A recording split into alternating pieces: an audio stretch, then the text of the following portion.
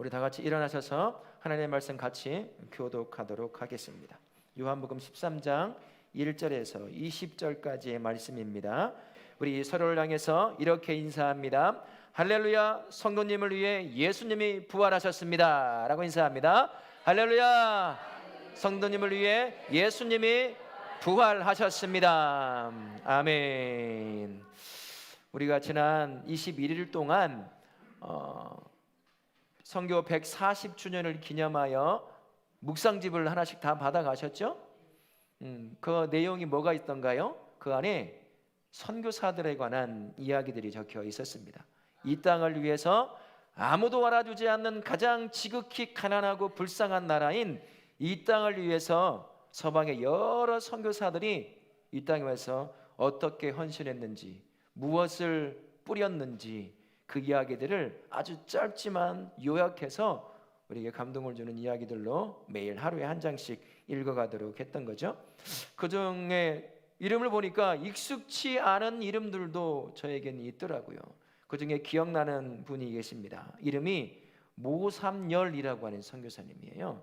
근데 그 당시에 발음으로 영어 발음을 하면 그렇게 발음이 되었던지 이름은 사무엘 무어라고 하는 선교사님이었습니다.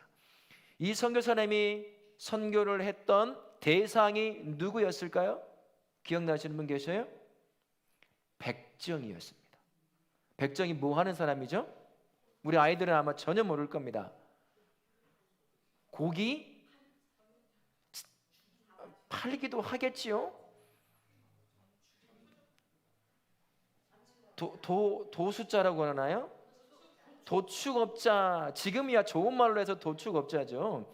그 당시에는 그 사람이 무엇도 했을까요? 사람 목 베는 일도 같이 했던 거예요. 그러니까 그 한국 사회에서, 조선이라고 하는 사회에서는 그 사람은 존재를 인정을 안 하는 겁니다. 같이 어울릴 수 없는 최하층의 사람, 가난한 민족의 최하층이니 얼마나 볼품 없겠습니까? 그런데 저 서방에서 배경을 보면 그냥 그대로 살면 정치와 권력과 돈과 명예와 성공을 누리며 살 수 있을 법한 그 선교사님이 아무도 알아주지 않는 지극히 아주 지독히 가난한 이 땅에 와서 상류층의 사람들에게 복음을 전하는 것이 아니라 누구도 알아주지 않는 백정을 대상으로 그들에게 복음을 전해요. 그들이 변화된다고 세상이 뭐 깜짝 놀랄 것 같습니까? 그렇지도 않는 거죠. 하지만 그 모든 것을 내려놓고 생명을 다해서 백정들에게 복음을 전하는 것을 볼 수 있습니다. 그들을 통해서 이 땅을 향한 하나님의 사랑을 느낄 수가 있는 거죠. 아무도 알아주지 않고 일제의 침략 가운데 모든 것을 빼앗겨버린 가장 불쌍한 민족으로 전락해 있는 이 땅을 사랑하셔서 그런 사람들을 보내주셔서 내가 너희 민족을 이렇게 사랑한다고 그 선교사님들을 통해서 보여주셨습니다. 하지만 그것만 있는 건 아닌 것 같아요. 이 선교사님들이 살아왔던 선교의 삶들은 그 신앙을 이어받은 저와 우리가 어떻게 살아야 할지 본을 보여주는 그런 삶의 모습이었다라는 거죠. 어찌 보면 지극히 당연한 것이죠. 예수 믿는 사람들은 누구를 흉내내며 누구를 닮아가는 삶을 사는 사람이죠? 예수님을 흉내내고 예수님을 닮아가는 사람입니다. 그래서 그들의 삶은 그 모습으로 본다면 너무나 당연한 삶이라고 할 수가 있는 거죠. 오늘 말씀도 바로 그러한 부분을 우리에게 가르쳐주고 있습니다. 예수를 흉내내고 예수님을 닮아가는 성도가 어떻게 살아야 할지 그 삶을 우리에게 가르쳐주고 있는 거죠. 13장 바로 이전까지 예수님께서는 이처럼 사람들 앞에서 복음을 전하셨어요. 기적들을 일으키셨습니다. 다양한 역사들을 일으키셨습니다. 하지만 13장을 넘어오면서 이제 대중 앞에 서지 않으셔요. 이젠 제자들을 중심으로 마지막 가는 길과 그 길에 준비되어야 될 것들을 말씀과 사역들을 통해서 가르쳐 주십니다. 그게 오늘부터 시작되는 13장 말씀이죠. 왜 그러냐면 이제 예수님께서 가실 날이 가까이 오게 된 겁니다. 이 땅에 보냄받은 목적을 다 성취하셨어요. 그리고 이젠 하늘나라를 향해 가야 되는 입장에 놓여 있는 거죠. 자신이 없이 남겨져 있는 제자들과 자신을 따르던 무리들을 향하여 그들의 삶을 준비시킬 필요가 있었던 거지요. 그래서 다른 사람들이 아니라 제자들과 자신을 따르던 사람들을 중심으로 예수께서 말씀을 가르치시고 삶을 준비시키는 그 말씀이라고 할 수가 있는 겁니다. 요한은 예수님의 자기가 떠난 후에 남겨질 사람들을 향한 그 사랑을 하나의 상징적인 행동을 통해서 보여주는데요, 1절부터 11절을 통해서 그 말씀이 나옵니다. 발을 씻기는 모습을 통해서 남겨진 자들을 향한 예수 그리스도의 사랑이 어떠한지, 끝까지 사랑하시는 그 사랑을 그 상징적인 행동을 통해서 경험하게 하시는 것을 볼 수가 있습니다. 이제 곧 보냄받은 목적을 다하고 하늘나라로 올라가야 될 때가 바로 다음 날이라고 하는 분도 있어요. 오늘 이 말씀을 가르치고 제후의 만찬을 하시고 그리고 그 다음 날이 잡히시고 십자가에 못 박히시는 날이다 라고 주장하는 신학자들도 있습니다. 아니다, 한 2, 3일 지난 후에 그 일이 일어난다 라고 말하는 사람도 있습니다. 어찌되었건 바로 코앞에 이제 마지막 때가 와 있음을 아시는 예수, 자기가 떠나고 난 뒤에 홀로 남겨져 있어야 될 제자들과 자신을 따르던 무리들, 거기에 더해서 제자에 의해서 팔리는 스승을 바라봐야 되는 가슴 아픈 제자들, 남은 사람들과 제자들, 그로 인해 오는 수많은 죄책감들도 있겠죠. 아픔도 있을 겁니다. 그것을 끌어안고 살아가야 될 제자들을 향하여, 남은 자들을 향하여 예수님께서 행하실 일이 있으신 거예요. 무너지지 아니하도록 끝까지 제자의 삶을, 선택받은 자의 삶을 살게 만들어 놓으셔야 하는 거죠. 그래서 상징적인 발을 씻기는 그 삶을 통해서, 그 모습을 통해서 여전히 내가 너희를 사랑한다, 내가 있고 없고와 상관없이 너희들을 끝까지 사랑한다 라고 하는 것을 예수께서 그 상징적인 행동을 통해서 보여주고 있는 겁니다. 사실 예수님께서 인간의 몸을 입고 왔다는 그 하나만 가지고도 그분이 우리를 향해 낮아지심에 대한 극치라고 우리는 설명할 수가 있습니다. 하지만 예수님의 낮아지심은 거기서로 멈추지 않더라고요. 무엇인가를 향해 끊임없이 달려가시는 그 예수님의 모습을 볼 수가 있습니다. 그 마지막 낮아지심의 모습을 향해 걸어가시는 거죠. 여러분이 생각하시기에 마지막 낮아지심의 모습이 무엇일까요? 십자가에 날 대신에 죽으시는 겁니다. 그 마지막 낮아지심을 향해서 예수가 지금 뚜벅뚜벅 그 십자가의 길을 걸어가고 있는 거죠. 그 와중에 제자들에게, 자신을 따르는 자들에게 발 씻김이라고 하는 상징적인 행위를 통해서 내가 비록 몸은 떠나지만 너희들과 영원히 함께하며 너희를 끝까지 사랑하겠다 하는 그 사랑의 표현을 보여주시고 계시는 겁니다. 누군가의 발을 씻기려면 어떻게 해야 될까요? 똑바로 서서 발을 씻길 수 있습니까? 아니죠. 낮아져야 됩니다. 이 당시 유대 사회에서는 종들도 상전의 발을 씻기는 의무가 없었다고 해요. 상전이 매를 때려서 발을 씻기면 어쩔 수 없이 씻기겠지만, 또 때로는 상전이 돈 주고 팔아버리니까 두려우니까 어쩔 수 없이 하는 행위를 빼놓고서는 의무적으로 네가 종이니까 상전인 나의 발을 씻겨야 돼 라고 하는 그런 의무조항은 없었던 거죠. 왜 그랬을 거라고 생각하셔요? 모두가 하나님의 형상으로 만들어진 존귀한 존재입니다. 하지만 그 사회에서 가장 비천한 존재만 할 수 있는 남의 발을 씻기는 그 일을 한다고 한다면 하나님이 만드신 그 존귀함이 파괴되는 거예요. 그러니까 종임에도 불구하고 함부로 의무를 지어서 상전의 발을 씻기지 못하게 만들었던 거죠. 근데 그 일을 예수께서 제자들 앞에서 행하시는 것입니다.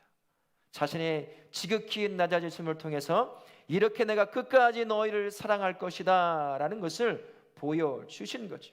예수께서 낮아지셔서 제자들의 발을 씻기시는 것을 자세히 한번 살펴보십시오.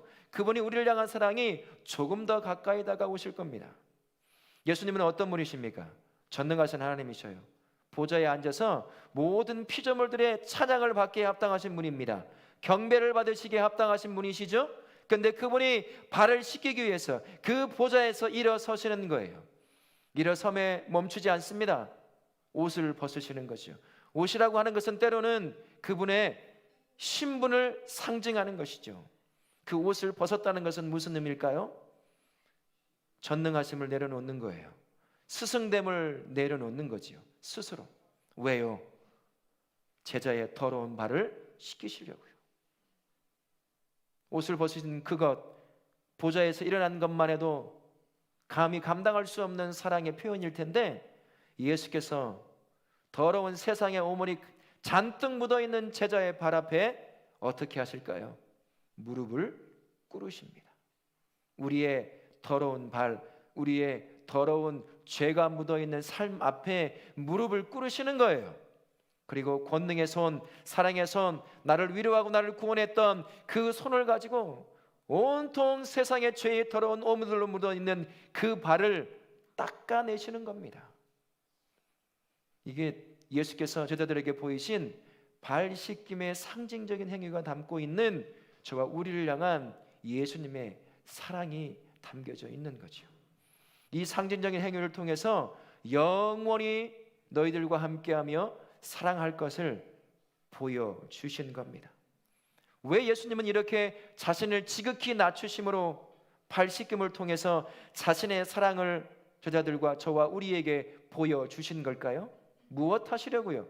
무엇을 깨닫게 하시려고 그러시는 걸까요? 구원을 주시고자 하심입니다. 발 씻김이라는 의미가 이런 의미가 담겨져 있어요. 십자가에서 흘리신 보혈의 피로 죄로 얼룩진 저와 우리의 삶을 깨끗이 씻겨냄의 의미를 담고 있는 겁니다. 그래서 발 씻김이라고 하는 것은 예수께서 보이신 지극히 낮아지신 극단적 겸손의 모습을 보여주시는 거죠. 자신의 생명을 나를 위해 포기하시는 그 섬김의 모습을 보여주기 때문인 것입니다. 자신의 피로 저와 우리가 결코 씻을 수 없는 그 죄를 그 피로 닦아내시는 거예요. 발에 묻어있는 더러운 먼지를 닦아내듯 그렇게 내가 너희의 모든 죄를 이렇게 닦아낼 것이다 라는 것을 통해서 이렇게 내가 너희를 끝까지 사랑할 거라는 것을 보여주신 겁니다. 그래서 예수님께서 베드로를 혼내시는 장면 하나가 나와요. 발을 닦겠다고 하니까 베드로가 어떻게 반응을 합니까? 예수님, 그러면 안 됩니다. 아는 거잖아요. 발 닦는 사람은 따로 있는 거예요. 근데 스승인 그분이 내 발을 닦는다니 도저히 감당할 수가 없는 거죠. 그래서 안 됩니다 라고 말합니다. 그러자 예수님께서 뭐라고 말씀하시죠? 내가 너의 발을 닦지 않으면 너는 나와 상관없는 존재야. 무슨 말입니까? 내가 너의 모든 죄를 나의 피로 씻어내지 않으면 너는 구원받지 못하는 거야. 그러면 나와 상관이 없는 거야. 지금은 알지 못하겠지만 때가 지나면 내가 너의 발을 씻은 이유가 이거라는 것을 알게 될 거라고 말씀하시잖아요. 그렇게 베드로를 책망하듯이 그렇게 책망하시고 그의 발을 닦아내신 겁니다. 그분이 발을 닦으심이 이런 의미가 담겨 있어요. 그러나 예수께서 발 닦으신 그 상징적 행위는 여기서 멈추지 않습니다. 하늘 보좌에서도 여전히 우리의 발을 닦고 계시는 예수님을 발견할 수가 있어요. 예수께서 죽으시고 부활하신 후에 어디로 올라가시죠? 하늘로 승천하여 올라가셔요. 그래서 성부 하나님 우편에 앉아 계십니다. 우편에 앉아 계셔서 지금 뭘 하고 계실까요? 쉬지 않고 우리를 향해 중보하고 계십니다. 중보하고 계시다는 그 의미가 뭘까요? 성도는요, 구원받았지만 천국을 향하여 가는 그 길 가운데 매일같이 맞닥뜨리는 것들이 있어요. 뭘까요? 죄입니다. 무너지기도 하고 포기하기도 하고 죄에 짝하여 죄에 종되어 죄를 쫓아가는 삶을 살기도 하는 거예요. 마치 삶을 살아가다 보면 발에 묻는 먼지처럼 끊임없이 우리는 죄와 맞닥뜨리게 돼요. 무너지게 되는 것이죠. 그 삶을 우리 하나님이 아시는 겁니다. 그래서 하늘 보좌에 계셔서 성부 하나님을 향하여 용서를 구하는 거예요. 저를 대신해서. 내가 몸을 입고 이 땅에서 33년여간의 삶을 살아보니 몸을 입고 사는 것이 얼마나 힘들고 어려운지 알겠어요. 아버지, 연약해서 그래요. 제가 십자가에서 흘린 그 보혈의 피를 생각해서 연약한 나의 자녀들을 내 사랑하는 자녀들을 용서해 주세요 라고 그렇게 하늘 보좌에서도 충고하고 있는 거죠. 마치 이 땅에서 자녀들의 발을 씻기시며 죄 용서함을 보여주셨던 것처럼 여전히 하늘 보좌에서도 우리의 영적인 발을 씻기고 계시는 겁니다. 그래서 우리가 믿음에서 탈선하고 구원을 잃어버리지 않도록 끊임없이 우리를 충보하고 계시는 분, 그분이 바로 우리 예수님이셔요.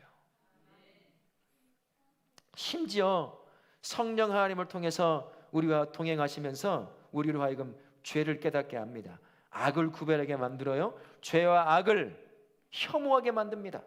때로는 죄 때문에 무너진 그 삶에 죄를 깨닫게 하셔서 회개함으로 말미암아 회개케 하셔서 죄로 인하여 믿음에서 떠나고 구원을 잃어버리지 않도록 만드시는 분, 성령을 통해 나와 동행하시면서 나의 영적인 발을 여전히 씻고 계시는 분, 그분이 예수 그리스도시에요.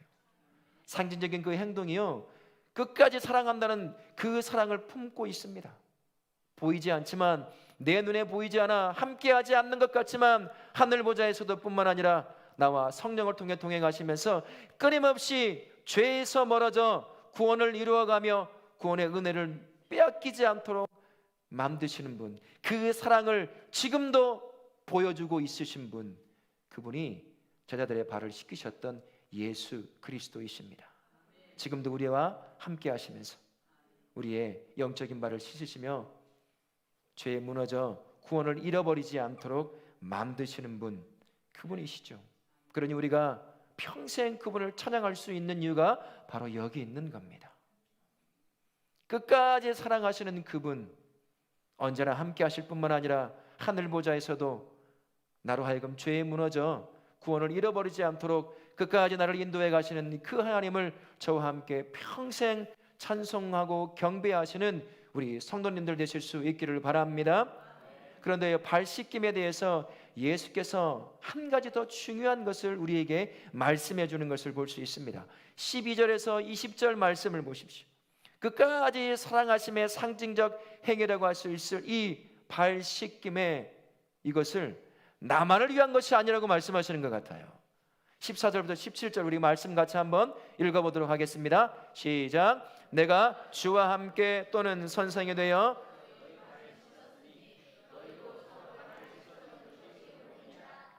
내가 너희에게 행한 것 같이 너희도 행하게 하려 하여 본을 보였노라. 종이 주인보다 크지 못하고 보냄을 받은 자가 보낸 자보다 크지 못하나니 너희가 이것을 알고 행하면 복이 있으리라. 너에게 발 씻기는 이 일은 너희로 하여금 내가 끝까지 사랑하는 상징적 표현일 뿐만 아니라 너희로 하여금 똑같이 흉내내고 따라하도록 하기 위해서 본을 보인 것이다. 그러면서 참 어울리지 않을 법한 말씀을 하십니다. 그죠? 보냄받은 자가 보냄받은 자보다 크지 않다. 종이 주인보다 크지 않다. 그런데 이것을 알아듣고 행하는 자는 뭐가 있다고요? 복이 있을 거다. 무슨 말일까요? 예수님은 보냄받은 자예요. 그죠? 그러나 보냄받은 자 이전에 어떤 분이십니까? 전능하신 하나님이십니다. 보냄받은 자이지만 전능하신 그 하나님이 성부 하나님의 보냄을 받아 이 땅에 오셔서 전능함을 다 내려놓고 제자의 더러운 발을 씻기셨어요. 마치 주인이 종의 발을 씻어내는 것처럼 말입니다. 보냄받은 자가 보낸 자보다 크지 않음에도 불구하고, 나는 큼에도 불구하고, 똑같음에도 불구하고 보냄받은 자의 그 말에 순종해서 제자의 발을 씻겼다는 거죠. 주인인데 종의 모습으로 와서 종의 발을 씻기는 그 삶을 산 게 나고 그 삶의 본을 보였다는 거예요. 그러면 너희들이 함께 내가 했던 남의 발을 씻겨내는 이 섬김의 삶을 사는 것은 당연하다는 거예요. 그리고 그것을 깨닫고 행하는 자가 복이 있다는 거죠. 우리 다락교 모든 성도님들은 서로의 발을 씻겨주실 수 있기를 바랍니다. 예배 끝나고 바로 양발 벗으라고 하지 마시고요. 그 섬김이 아닌 건 다 알아들으시죠? 우리가 그런 삶을 살게 하시려고 우리를 부르셨습니다.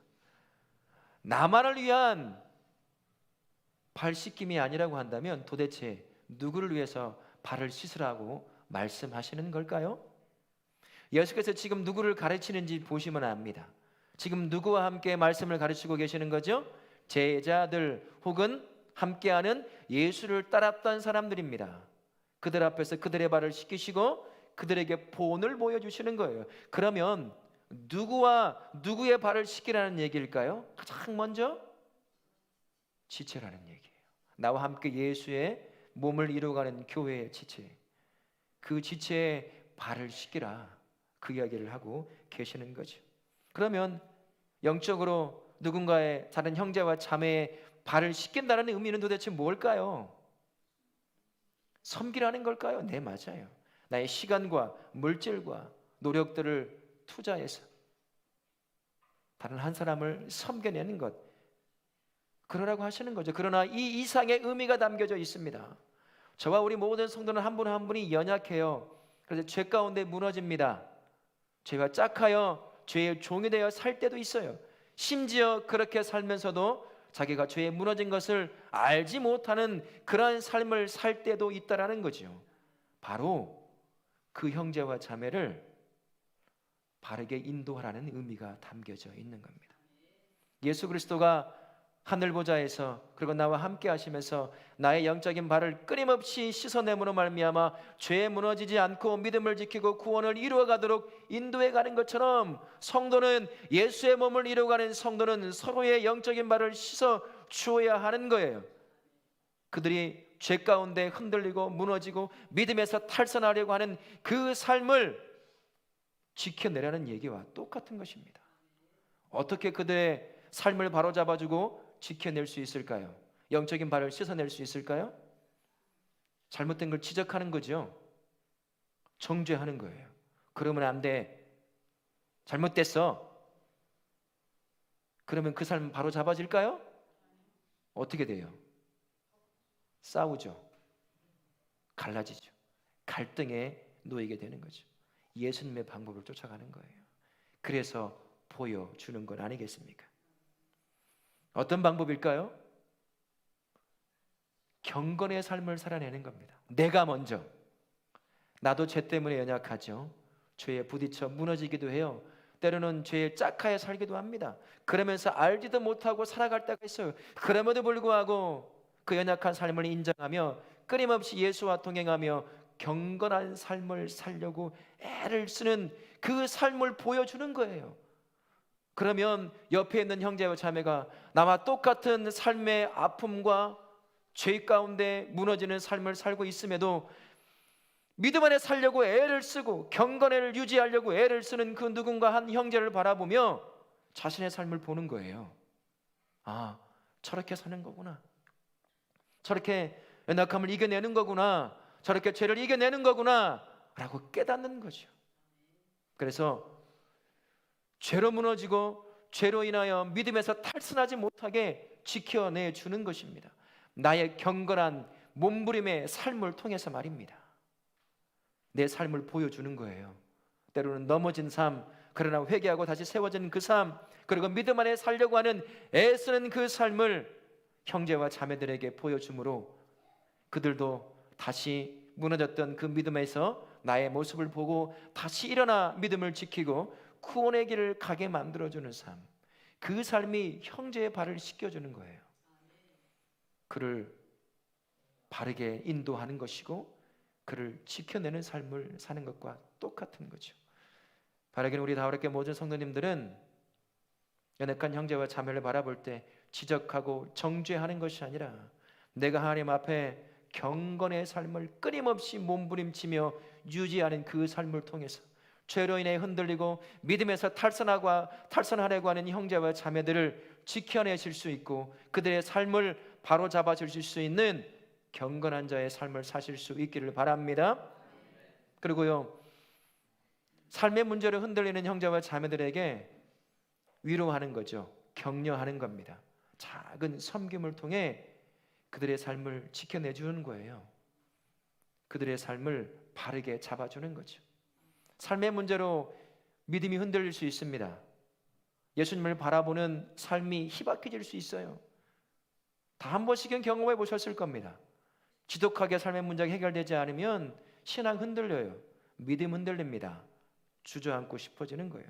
그때 경건의 삶을 살려고 몸부림치는 형제가 전해주는, 자매가 전해주는 따뜻한 위로의 한마디, 격려의 한마디, 힘들어하는 그에게 빌려준 어깨, 그 하나가요, 믿음에서 흔들리고 믿음을 내려놓으려고 하는 형제에게 큰 힘이 되는 것이죠.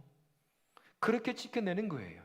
그렇게 그들의 발을 씻겨내므로 그들이 믿음에서 탈선하고 구원을 잃어버리는 일들을 지켜내는 거죠. 바로 잡아주는 겁니다. 우리 성도들이 그러한 성도가 되었으면 좋겠습니다. 뒤에서 속닥속닥 거리는 것이 아니라 묵묵히 경건의 삶을 살아가며 힘들어하고 어려워하는 형제와 자매들을 바라볼 때 그들에게 따뜻한 위로의 한마디, 격려의 한마디, 내 어깨를 빌려주고 작은 것이지만 때로는 물질로, 때로는 노력으로, 시간으로 그를 섬길 때 그는 결코 믿음에서 탈선하지 않을 것입니다. 결코 구원을 잊어버리지 않을 겁니다. 그렇게 구원을 이루어가게 되는 것이죠. 그게 성도가 성도의 발을 씻겨내는 모습이라 할 수가 있는 거죠. 우리 다우락교회 모든 성도가 그런 성도가 되기를 원합니다. 아직 읽질 않았지만 이런 책이 있어요. 험담, 그 화려한 이력인가? 정확한 제목은 모르겠어요. 험담이라는 책이 있습니다. 우리는 험담을 정말 좋아해요. 그죠? 험담 싫어하는 사람 한 명도 없습니다. 남을 씹는 것만큼 껌 씹는 것 그 이상으로 즐거움을 주는 게 없기 때문이에요. 여러분 알아보시려면 제가 언젠가도 말씀드렸죠. 스타벅스 커피숍에 12시 전후에 가보십시오. 자기가 아는 모든 사람을 씹고 있어요. 대부분 여자들입니다. 가장 먼저 누구를 씹고 있을까요? 험담하고 있죠. 남편 험담하고 있죠. 목사 험담하고 있죠. 장로 험담하고 있어요. 자녀 험담하고 있어요. 잘 나가는 친구 험담하고 있어요. 칭찬 하나도 안 나와요. 그러지 말고 위로하라는 거예요. 교회가 그래야죠. 성도가 그래야 되는 거 아니에요? 그래야 믿음에서 흔들리는 형제를 지켜낼 수 있지 않겠습니까? 위로를 해줘야죠. 네가 잘못 살아서 그래. 예배 지난주에 빠지더구만. 그래서 벌 받은 거야. 그런 소리만 해대면 어떻게 믿음에서 지켜낼 수 있겠냐는 거예요. 그의 발을 씻어내는 것이 아니라 그의 발에 덕지덕지 상처를 붙여놓는 것과 똑같은 것입니다. 우리 교회는 그런 교회가 되지 않아야 합니다. 힘들어하고 연약하고 그러한 형제와 자매들을 볼 때 위로와 격려와 섬김을 통해 믿음에서 탈선하고 구원을 잃어버리지 않도록 지켜내고 그의 삶을 바르게 잡아줘야 하는 거지요. 그런 교회가 되기를 바랍니다. 그런데 참 신기한 일이 발생해요. 교회가